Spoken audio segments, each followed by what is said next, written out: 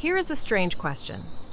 Why can one bad email ruin your whole day, while 10 small good things barely seem to count? In this episode, you will discover why your mind ignores daily wins, how this can make life feel as though it has not started yet, and a simple 3-question ritual that can help an ordinary day feel meaningful before anything dramatic changes. Because here is the strange part. You may not be missing joy. You may be deciding that it is too small to count. There is a particular kind of sadness that can appear even when nothing is seriously wrong. You wake up, you answer messages, you go to work, study, or take care of the things that need to be done. The day moves forward. You move with it. And still, somewhere inside you, there is a feeling that your real life is waiting to begin later. Later, when you get the promotion. Later, when you move into a better apartment. Later, when your body looks different. Your English sounds more fluent. Your bank account feels safer, or your calendar finally becomes lighter. Happiness seems to be standing somewhere in the distance, waiting on the other side of a life you have not reached yet. But here is something you may not have noticed.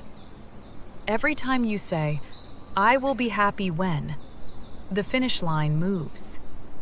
You reach one goal, and another appears behind it. You improve your English, but now you notice everything you still cannot say. You get the job, but soon you begin thinking about the next position. The future keeps promising satisfaction, but the promise is always postponed. So what if joy does not usually arrive like fireworks? What if it arrives more quietly, like warm light on the kitchen floor, the first sip of coffee, or the relief of remembering something just before it becomes a problem? Imagine someone sitting at a bus stop early in the morning. The city is still half asleep. The air is cool. Someone nearby is carrying bread in a paper bag. A cyclist moves slowly past. The sky is not beautiful in a dramatic way, but it is changing, little by little. The person on the bench is thinking about the future. A better salary, a better routine, a more successful version of themselves. Their body is at the bus stop, but their mind is already 6 months ahead. Then something very small happens. The bus arrives on time. Not early, not late, just on time.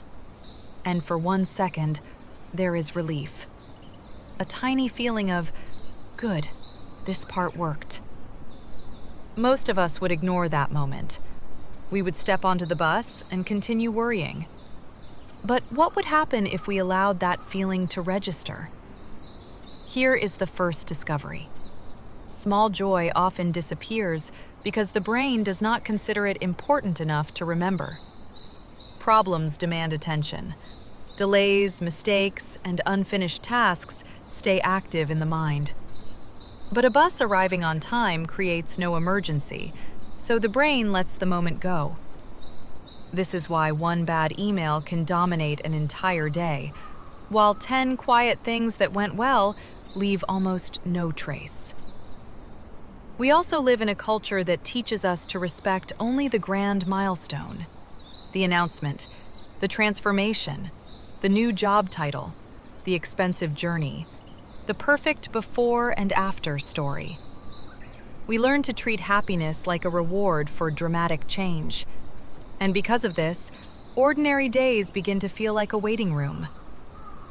But a meaningful life is not made only from big days. It is made from minutes. The minute you get out of bed when you want to stay beneath the blanket. The minute you wash one plate instead of leaving everything for tomorrow. The minute you send the message you have been avoiding. The minute you stop before saying something you may regret. Nobody claps. Nobody posts about it. Nobody says, "Congratulations, you folded the laundry before it became a mountain." But these moments are not meaningless. They are small signs that you are still participating in your own life. And here is the part that changes the definition of a win. Sometimes the win is not doing more. Sometimes the win is stopping before you burn yourself out. Sometimes it is resting without turning rest into guilt. Sometimes it is having one difficult hour without giving the whole day away to it. A good day is not always a day when everything goes well. Sometimes it is a day when something goes wrong and you find your way back. Think about clearing a messy desk. At first, it looks like nothing. Papers, a cup, a cable, an old receipt. Then you begin. One object moves, then another. Slowly, the surface appears again. The room is not transformed. Your life has not changed.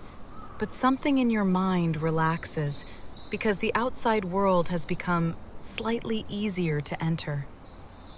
Small wins create evidence. They tell the brain, my effort can change something. Waking up on time becomes evidence that you can keep a promise to yourself.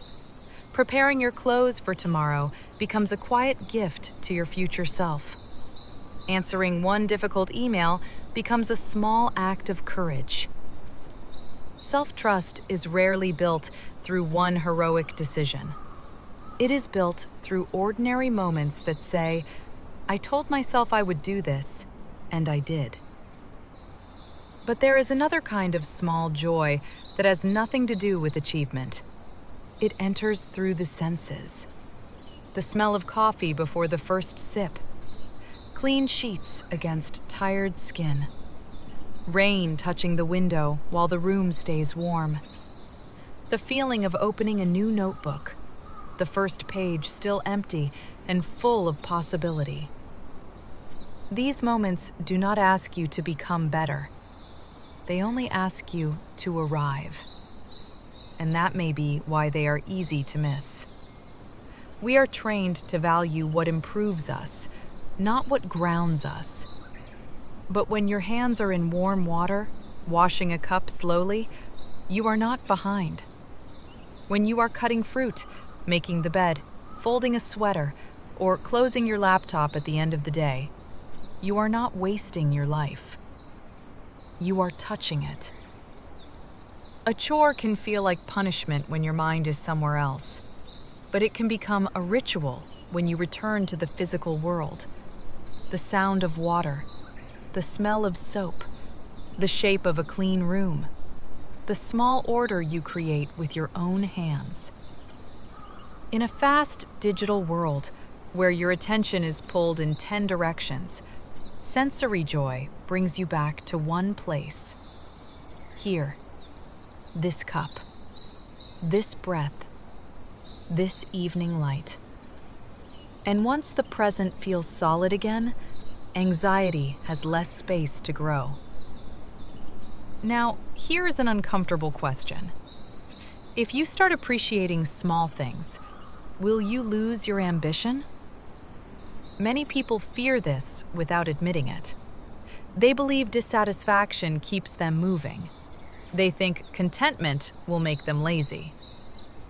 But ambition without contentment can become a machine that moves the finish line every time you approach it.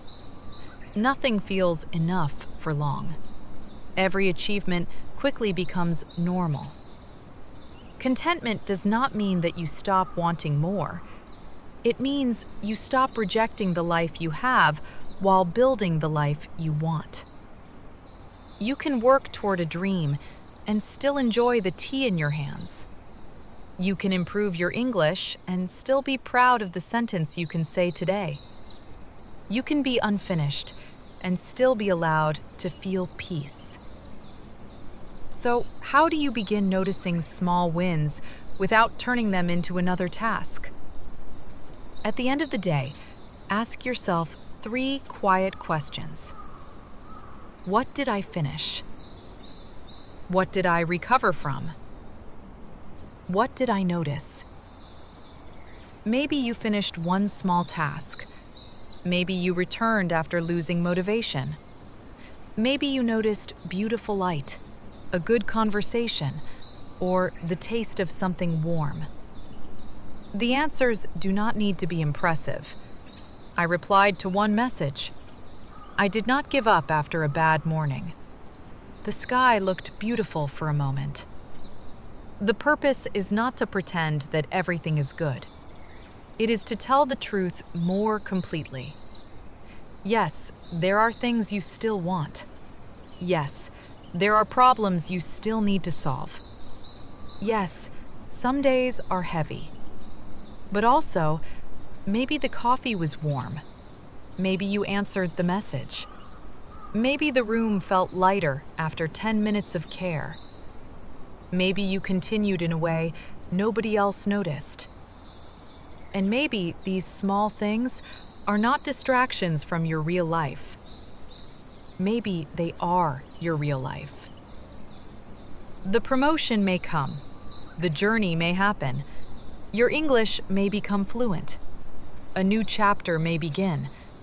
And when it does, you can celebrate it.